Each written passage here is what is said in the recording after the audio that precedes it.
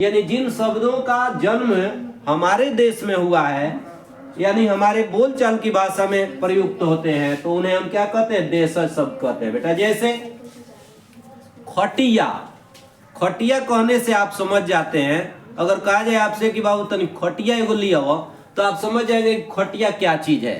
लेकिन विदेश में जाकर अगर आप कहें कि खटिया, तो वो आदमी समझने वाला नहीं है। खटिया शब्द क्या है उसको पता ही नहीं है, वो बेड जानता है ना, बेड पर चलो।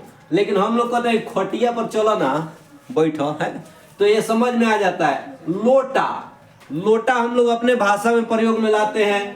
मचिया, आपके घर कोई बूढ़ी काकी आती है, जैसे वो आती है बैठना चाहती है, तब तक आपकी मम्मी कहती है कि बबनी तंजा मचिया लेके आओ ना, चाहे बिठाई ली आओ, बैठने वाला ये सब व्यवस्था है गांव का।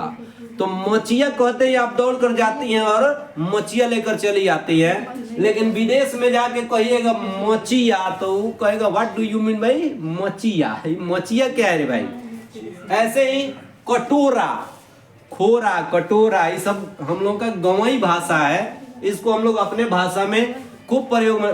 पगड़ी, ऐसे लोटा, डोरी, ऐसे ही हम लोग चुनौती, डिबिया, सिकौती, दौरी, ये सब शब्द आप भी समझ रहे हैं, हम भी समझ रहे हैं। लेकिन विदेशों में इसका कोई वैल्यू नहीं है, कोई मान्यता नहीं है।